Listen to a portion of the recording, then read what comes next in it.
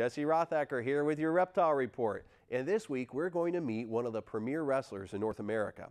When I was a high school student at Warwick back in the late 90s, I would have told you the premier wrestler was a kid I went to school with named Patrick Cummins. Pat went on to become an All-American wrestler at Penn State University. Today he captivates audiences around the world in his career as a professional UFC fighter.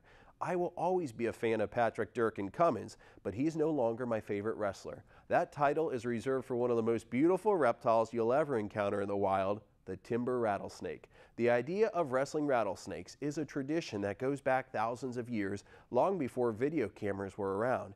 But recently, Bill Thurman was hiking in the Smoky Mountains and he got the opportunity to film it. Perhaps what's most impressive about the idea of wrestling rattlesnakes is that they each pack a dose of deadly venom, but the rattlesnake code forbids them from using venom in a wrestling match. Instead, when a dispute rises between two male rattlesnakes, they engage in a gentleman's agreement. Whichever snake is able to consistently wrestle the other one to the ground wins the match, the territory, and the ladies. The losing wrestler slithers away with damaged pride, while the strongest genetics have naturally been selected for the next generation of baby rattlesnakes.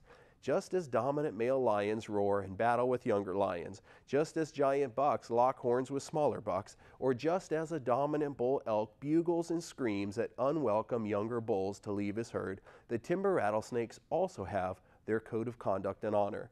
Of all the animals in North America, our forefathers originally chose the timber rattlesnake as our first national symbol, although it was later changed to the bald eagle. If you didn't know that rattlesnakes used to be our national symbol, and you never heard of wrestling rattlesnakes before today, you have to ask yourself, what else is there that you may not know about these amazing animals? Now there's a thought you can wrestle with. Thanks for giving reptiles a chance. I'm Jesse Rothacker with your Reptile Report.